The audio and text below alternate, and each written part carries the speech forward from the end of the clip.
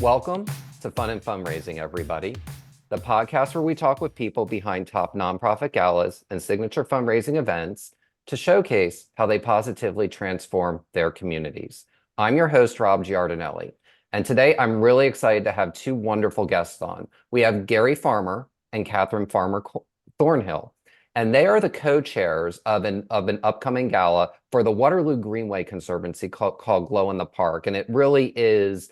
I've had the good fortune of attending it, and it really is one of the very best alfresco outdoor events that I have ever been to. So I'm really looking forward to this chat with, two leaders in the community who really understand, the city that they're in and, why this majestic green space is so important to the overall thriving of a growing city such as Austin. So with that, Gary, Katherine, welcome. And I'm so excited to have you both on as guests today. Good morning. Good morning. We are so excited to be here. Well, I'm excited to have you on as guests. So, first things first, and I'll direct this very first question to Gary. Can you talk a little bit about what the mission of the Waterloo Greenway Conservancy is? Absolutely. So most people that have been around Austin know that Waller Creek runs down the eastern edge of the central business district before it meets up with Lady Bird Lake. And so at the very basic level, the mission of Waterloo Greenway is to restore, rehabilitate, reimagine Waller Creek from Waterloo Park to Lady Bird Lake, about a 1.5-mile stretch.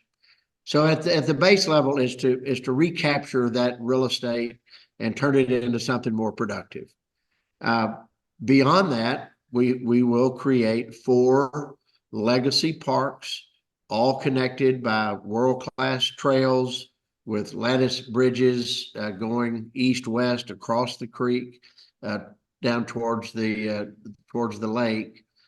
And then ultimately, Rob, it's our desire to create places for Austinites to gather.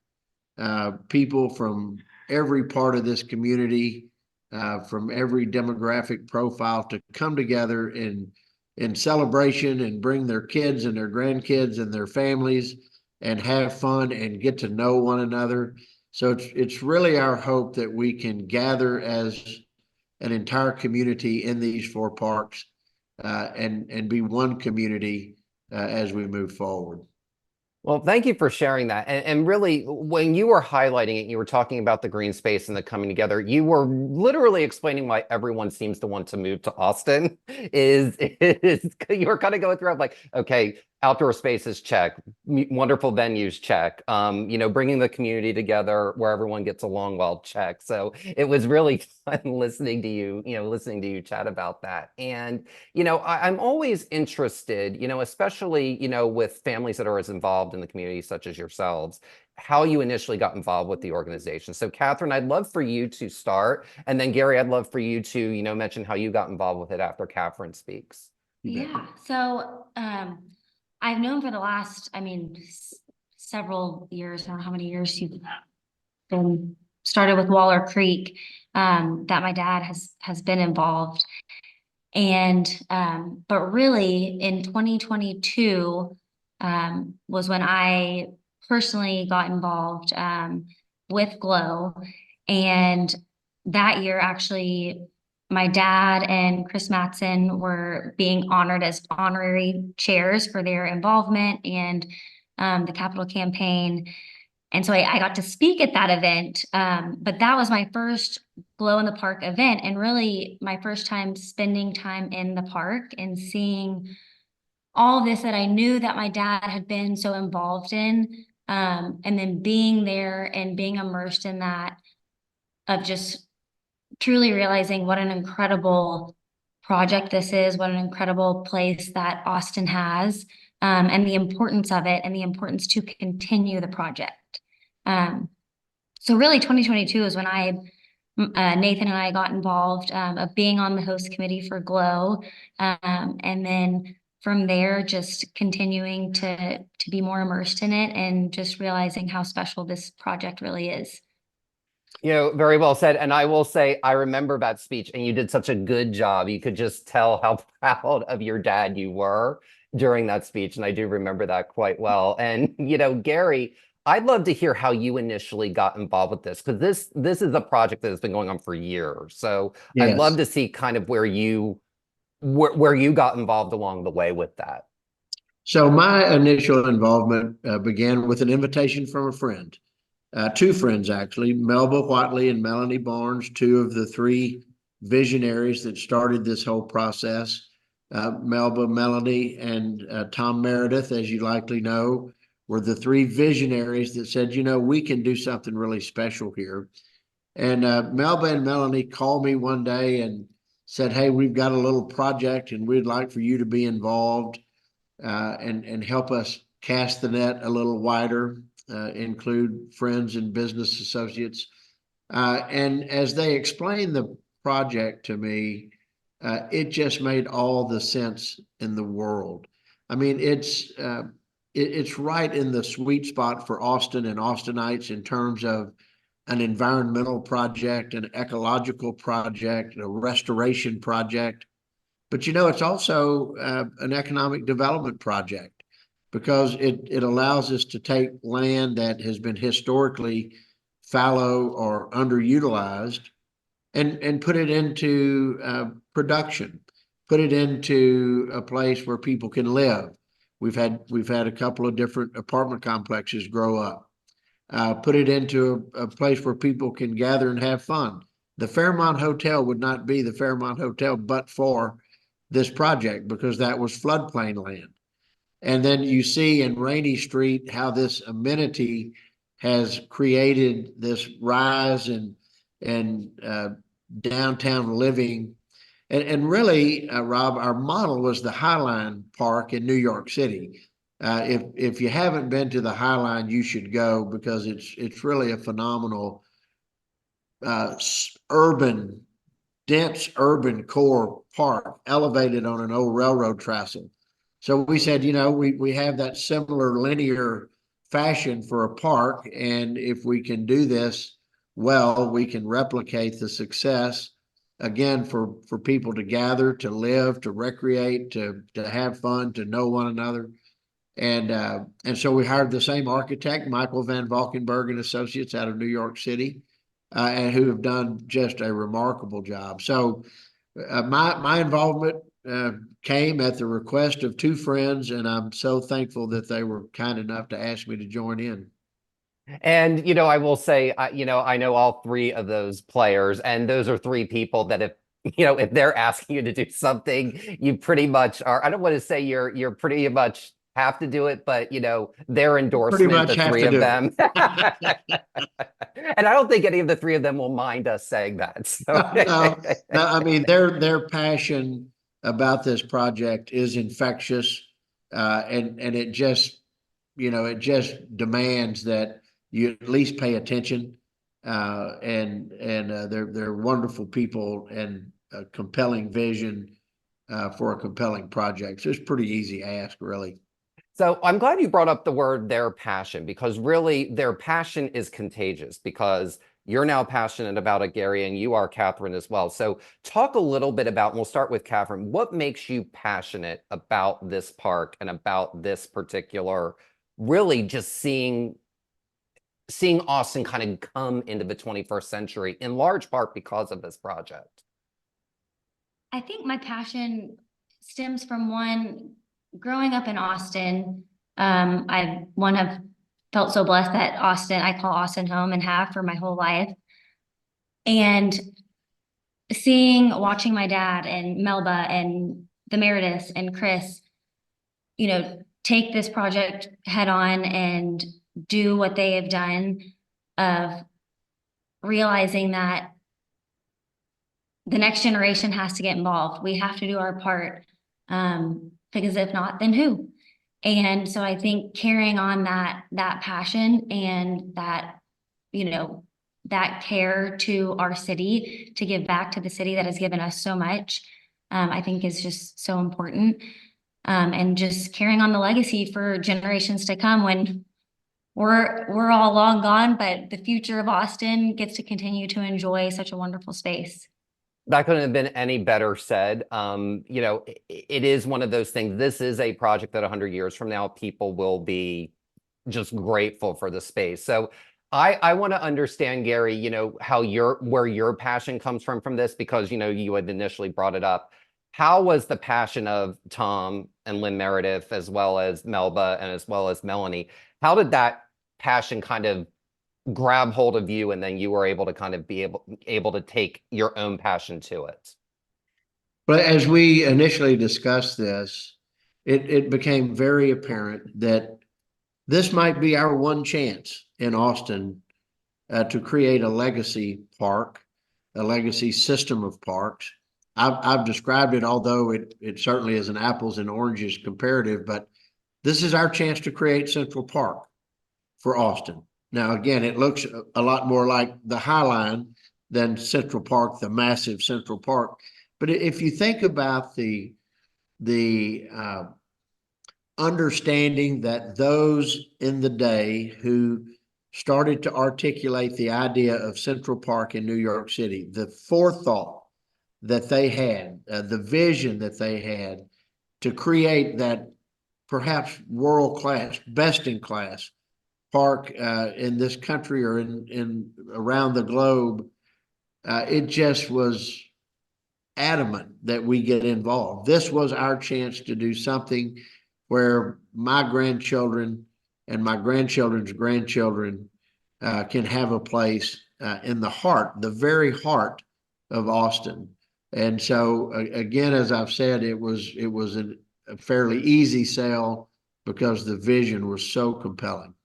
Well, I'm glad when you talk about vision and compelling vision, I think one of the things that people sometimes get trapped up, whether it's a gala or whether it's a big capital campaign like this, is my idea has to be original. And what I like is that you explained two different places that inspired this. And it's taking a bunch of different ideas and fusing them together to create your own unique idea. And I really liked how you explained, yes, they both came from the same city, but the High Line, and I've been in both. The High Line is nothing like Central Park. They're two very, very, very different spaces, and finding a way to fuse those together, to create a world-class entity for Austin, I think is really fantastic and amazing. And, you were talking about this being kind of a no-brainer for you to support, and you and your wife, Susan, have supported countless, I can't even count that high, nonprofits over many years. What are some common traits of a nonprofit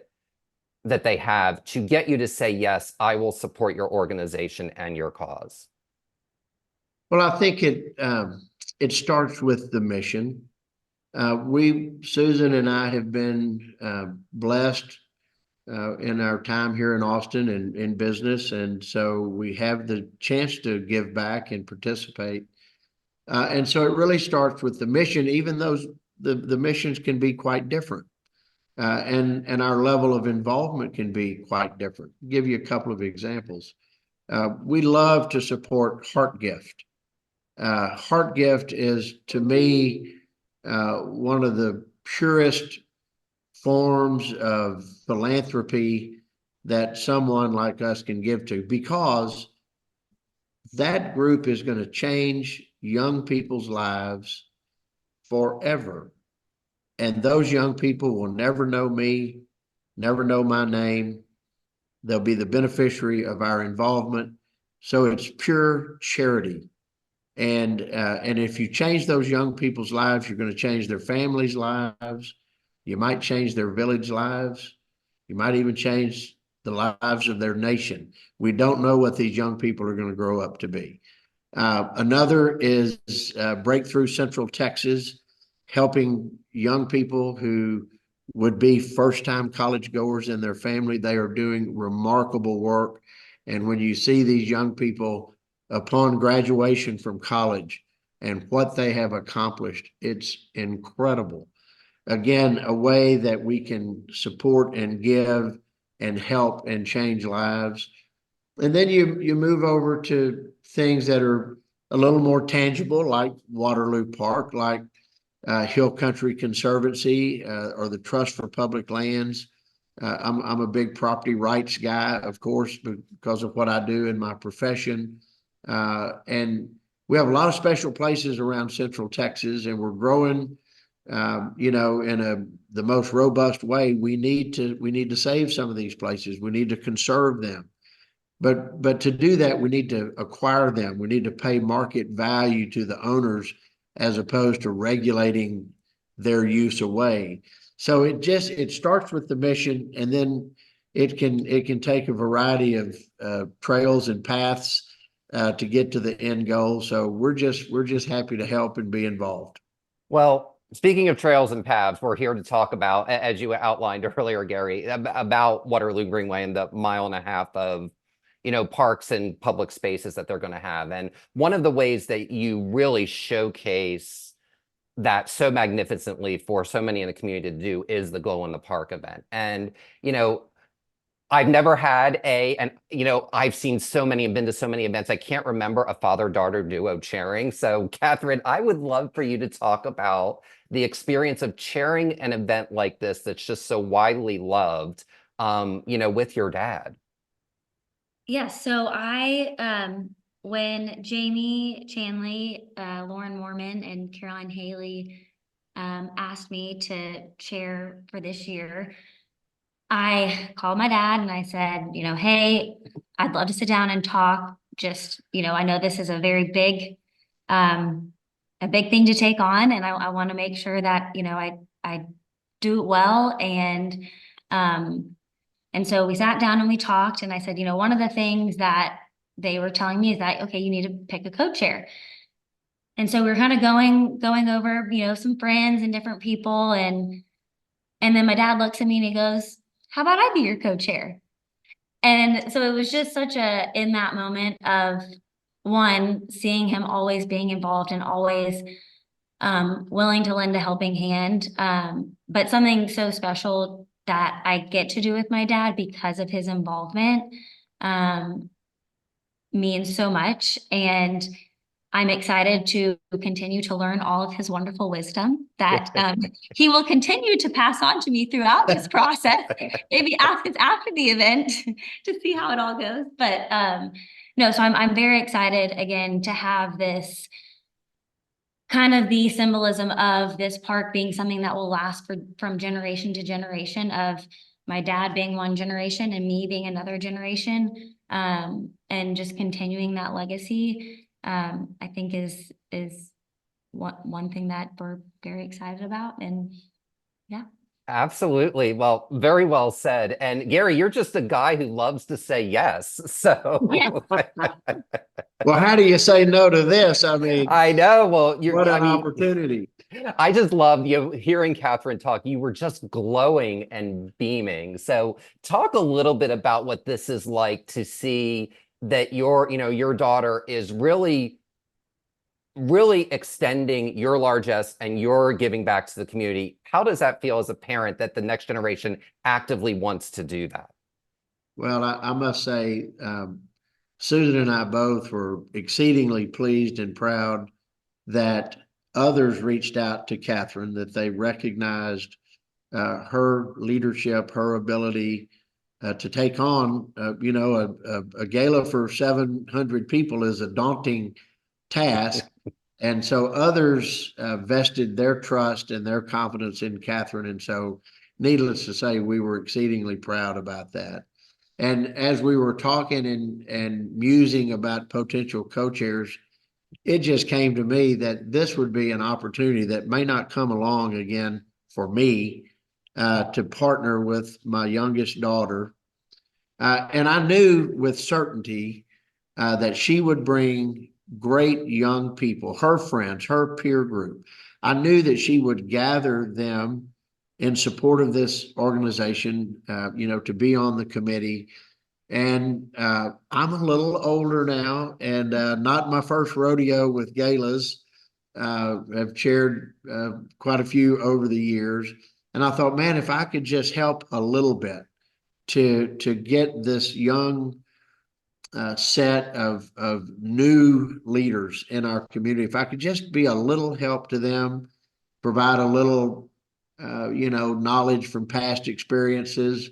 Nothing better than the University of Hard Knocks, as we all know, to get them level set, because this group that Katherine has put together, not only will they chair future GLOW events, but they will spread out among this community and raise us up with their leadership, their new ideas, their new thoughts, new ways of doing things, new ways of communicating. And so it was just a great opportunity, both on a personal level as well as a community level, for me to be involved a little bit. And she's bossing me around unmercifully, I must say. Not really. She's a great co-chair. We're having fun doing it. Well, I'm glad that you talked about that, because, it takes a village to put a nonprofit, put a nonprofit gala together.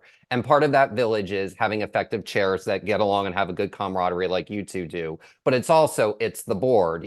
For example, I know Jamie Chamley's on the board. The whole reason I know about this organization is about 2 weeks after the event, I saw Jamie at something and she was like, you and Lance have to be involved in this event next year. It's just too magical. It's too good.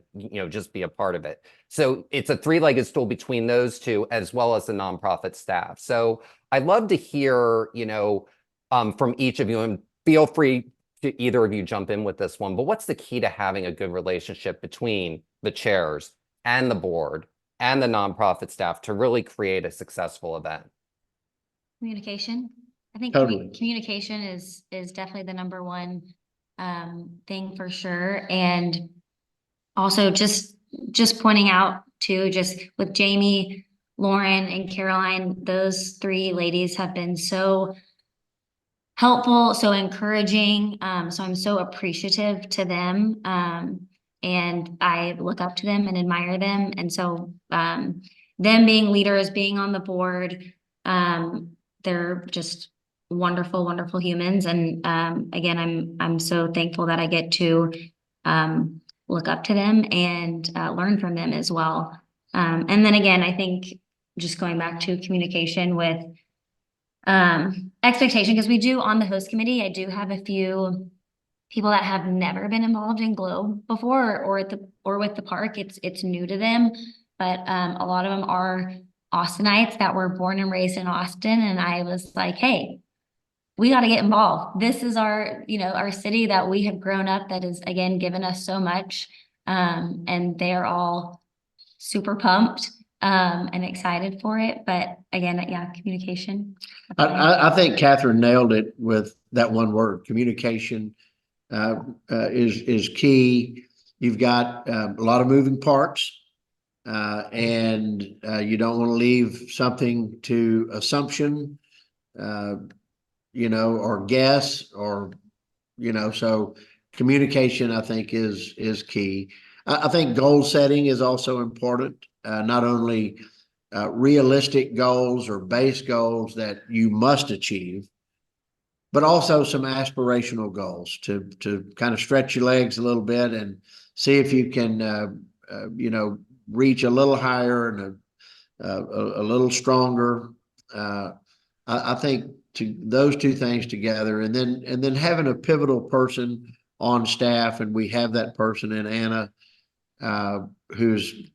she's traffic cop deluxe, directing board, directing staff, directing co-chairs, directing volunteers. She's an amazing asset to the organization, new to the organization. And I've been so impressed in working with her. She really, this is a big event to undertake, and she has just, talk about hitting the ground running successfully. She knows her craft, knows her trade, and she's a delight, all wrapped up into one. Yeah, absolutely. So, I want to touch back, Katherine, to what you were talking about with, getting a successful committee together. And, I see a lot of committee names, and a lot of times from year to year, they don't necessarily change a lot. And that is not the case with your all's committee this year, because you've got, all ages, like you said, people haven't been involved before. So talk about how you two work together to, really represent so many different tentacles of the awesome philanthropic community to get them onto, to get them to sign on and say yes to the committee. Yeah, so when I was kind of thinking, and Nathan and I were discussing, different people that, we think this would be something that they would be interested in, and that, you know, we wanted to share this with, there were several, like James Barton, who is from Austin, played baseball at Texas with Nathan, and he's at JP Morgan, and he's such a outgoing, enthusiastic leader. And him and his wife Lauren are about to have their second baby, and just again continuing that generational theme there with that. And then, I mean, Chase Hill's dad, Richard Hill, is like a second dad to me. And so getting Chase and Haley involved,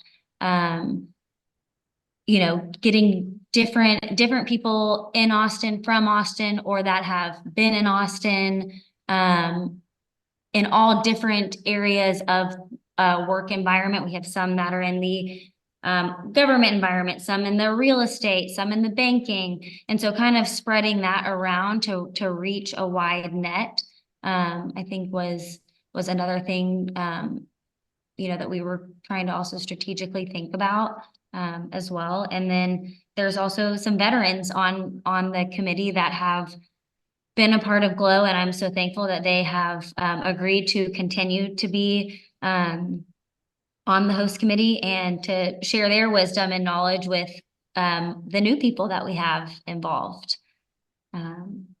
Well said. That was the approach. That's fantastic. Now, Gary, I know that there's folks of all ages. So, you know, because not every person will necessarily want to be on a committee with the next generation. And we've all served on committees where that's been the case. So how did you, you know, what was your approach in asking the right people that you knew that they'd be open-minded enough to mesh with what things that the next generation would want to do?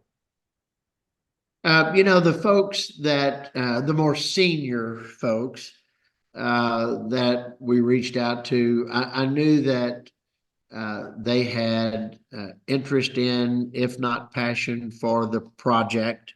So back to a base case of, I support Waterloo, I support Waterloo Park, I support, you know, the whole Greenway concept.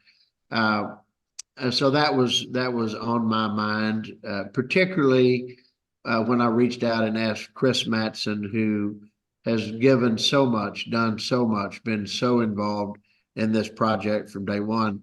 You know, Chris Matson and Gary are the co-chairs of the capital campaign. So it's not like we don't have other work to do for the Conservancy, but Chris is just such a talent, and she is so smart and so much fun.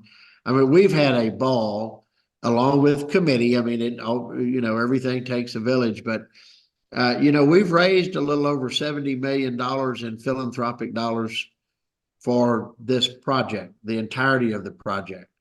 We're not done. We have a ways to go. We have a fabulous partnership with the city of Austin, and we're going to be successful over the longer haul with regard to the capital campaign. So this was an opportunity for us to be involved there, to also to highlight and emphasize how GLOW and other activities that occur in the park build support for and momentum for and outreach to the larger community. You know, if someone comes to GLOW, and we're going to have great entertainment. We don't have all that ready for public consumption just yet, so don't ask the question. But we'll have great entertainment. We'll have great food, a great time at the party, and Lord willing, we'll have great weather. But I remember when we had the first GLOW, and I'm kind of in the back of the park. I might have had a cocktail, and I'm looking at the entertainment and great music, and I'm looking at the dome of the Capitol and the CBD off to the southwest. And I mean, I almost said, just take me now. I mean, I'm ready.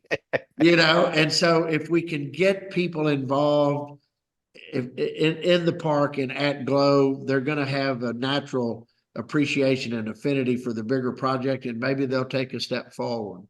That's So great. that was my rationale with getting Chris Matson because she's really good. She is really good. And I want to talk more about the space. But before we do, Catherine, I have a question for you. One thing that is really fun about this event, and it's something we brought her up earlier, but Jamie Chanley instituted the year she chaired that is conveyed, and that is the event attire. And there's just something really fun about cocktails and sneakers because it's like it's really playful because when you mix two things that you wouldn't necessarily put together, it really just allows for more fun. So talk about how the attire, the attire makes the event more fun for guests. Well, one, it definitely makes it a lot more comfortable for people with the shoes. I mean, it's definitely it's my favorite event in Austin. And again, it's that being able to, still that cocktail attire, wearing a fun dress or skirt, the bright colors, and then being able to wear your tennis shoes. I mean, it's the best of both worlds. And so I think again, it's just, and it's sensible. We're in a park, we're in an outdoor space. And so, of that, I think it also kind of, it tips a nod to the reminder of this is a park. It's a park when you have those tennis shoes on of like, this is for children. It's for all economic backgrounds in Austin to come and enjoy. And just that like subtle reminder of like, this is a park, it's for families. And so it's my favorite attire for any gala event for sure. It's mine too, because it's a green space and you do a good amount. It's not like you're walking like miles and miles, but Right. there's a good amount of walking when you're in a big space and you have to go from where the cocktail reception is down to the lawn, and not wearing heels is good for the lawn. So I mean, Yes, exactly. there's all, Exactly. all these things. I was like, oh gosh, that's really, yeah, I was like, that's a really smart idea. More people need to do that. So, I'm glad that you brought that up and, talking about the space, and I want to, pivot back to Gary here. So the one thing, the first year I went, which was the year in 2022 when Jamie co-chaired it, I remember turning to Lance and saying, I will take every person from every major market, whether it's Houston, Dallas, New York, LA. This is the place I would take them and be like, don't, I dare you to tell me now Austin's not a world-class city. It really Right. is just, it's a space that elevates Austin into that next tier. And that was really kind of the first, and maybe it was because we all had a sabbatical with COVID. I don't know if that was the case, but it just was just majestic. So talk a little bit about this space and being in a space like this that compels people to give more, because it's almost seductive how amazing the amphitheater and the whole space is. So Gary, I'd love for you to share about that. So I've lived in Austin for a very long time, 48 years to be exact. And until we were preparing to break ground on Waterloo Park, I can't tell you with any degree of certainty that I had ever been in the park. I mean, it was a nice piece of property, 13 acres, I think, but there was no activation.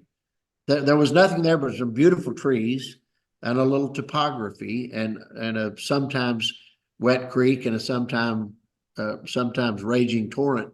But there was nothing to attract somebody there. Maybe they had Spamorama or Eeyore's birthday party or something back in the day. But all of a sudden, we take this wonderful piece of dirt that God gave us and we activated it in various ways. Now, obviously, the amphitheater is the focal point, and thanks to the Moody's for allowing that to happen.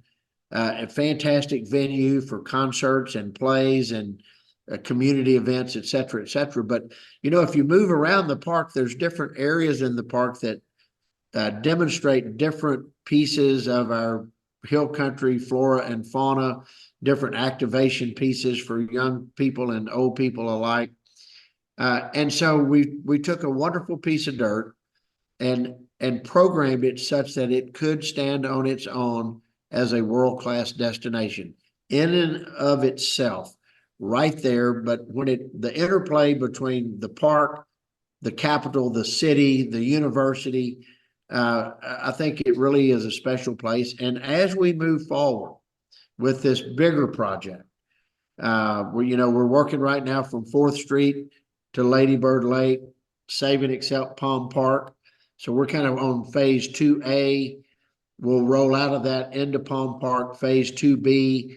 Then we'll come back and start bringing these things together. But as we do that and accomplish it well, which is going to happen, it is going to stand out as it's going to be like a crown with four jewels, four parks, all connected by really spectacular trails and bridges. And these lattice work bridges are fantastic. The boardwalk down the middle, the cypress grove. I mean, I could just go on and on about the various places that we're going to build, create, activate, and make world class. It all starts at Waterloo Park. Glow is the linchpin of our activity in the park on an annual basis. And I just couldn't be more thrilled about where we are and what we're doing. Well, and speaking of thrilled about where you are and what we're going to be doing in October when this event happens, Katherine, I'd love for you to share what are some things that guests can expect to experience at this year's Glow in the Park? Well, they can expect to taste and engulf some delicious food from McGuire Mormon. Sammy's Italian is going to be the food for the evening. And every year the food is always wonderful. With MML, you can't go wrong. An amazing entertainer, which is to be announced. Lydia Finnett is going to be the auctioneer, and so we are very excited to have her. She is from New York, and I know Jamie and Lauren and Caroline have been super excited to get her. I know they've wanted to get her at this event for the past few years, and so I'm so excited that this year we get to experience that. What else? Also just wanted to say, PNC Bank is our presenting sponsor. Our entertainment sponsor is Fairmont, and Keller Williams. John Keller and his wife, Laura Hill, are actually on the host committee. And John is from Austin. And so super appreciative of their support and just willingness to dive in and support this great project. Subaru is our valet sponsor, and then several in-kind donors, including David Curio, who I am very excited about. He is the best of the best. He absolutely is. Yes. As is Lydia. I mean, that's an all-star group of people you've got. Yes. So very excited. It's going to be an amazing evening, rain or shine, and some great auction packages that we're working on. I also want to shout out to David and Margaret Jabor at Twin Liquors, who are providing wine, and Tito's is helping. Revolution Gin, our friend Aaron Day at Revolution Gin. So we have a great group of sponsors that have come together. More to come. Have some ask out, and you ask what to expect. Expect to see a lot of your friends. And just have fun with your friends in the park amid great food, great libation, great entertainment, great floral design, but great friends. Let's throw a pachanga and have a really good time. That's the plan. Well, that's what it's all about, and it's about seeing old friends and making new ones. And it's good to bring in new energy, as Katherine is, with some of the folks who are new to the organization, along with people who have gone every year for the last few years. And I know we're coming up on time here, but I want to end with one question. I'd love each of you to to answer, and we'll start with Katherine, because this is you can kind of speak a little bit here. Is what advice would you give to someone looking to chair or plan their first large gala? Do it. I love that answer. Just do it. Just say yes and don't look back. No, I think again, going off of just stuff that I've heard and seen from my dad, he always says many hands make light work. And also giving your time, talent, and treasure. And Nathan and I are on the younger side, and I think our time is what we can give the most of at our age. And you'll never regret helping. You'll never regret taking the time to do something that is bigger than yourself, and that will benefit other people. So yeah, just do it. Just do it. Nike got it right. Yes. And Gary, what advice would you give? Because, as you said earlier, this isn't your first rodeo. Right. I think you surround yourself with good people. These are big undertakings, and you want to hit the mark. And I think giving others a chance to participate, roll up their sleeves and lean into the traces. It's a very rewarding experience. So, some of again, over a 40-year business career, some of my very best friends today were made in committee work. People that I had not known at that moment in time. And we just found that we shared, common thoughts, common ideas, diverse thoughts, diverse ideas. If we're all the same, it wouldn't be very fun. But some of my very best friends today were made in committee work or on project work or on boards. So there's a benefit that awaits everybody that participates. So surround yourself with good people, share the opportunity for everyone to be successful, and then you will be. Well, that was the perfect answer to compliment Just Do It. I mean, that was like literally a full circle 360-degree answer. I mean, I absolutely loved it. I absolutely love this event. Cannot wait to be a part of the festivities this year. And again, I can't thank you both enough for taking the time today. You both are just so well respected in this community, and I really appreciate you both, taking the time to chat with us today. Well, thank you so much for putting a spotlight on Waterloo and the GLOW event. Yes, thank you so much. We are so appreciative of you, and we are so excited for the event. Me too, can't wait. And Glow in the Park, benefiting the Waterloo Greenway Conservancy, will be on October 10th, 2024 at Waterloo Greenway in Austin, Texas. For more information, please visit waterloogreenway.org. And that will do it for this episode of Fun and Fundraising. I'm your host, Rob Giardinelli, reminding you to keep it fun, keep it interesting, and your guests will have a great time. Have a great day, everyone, and take care.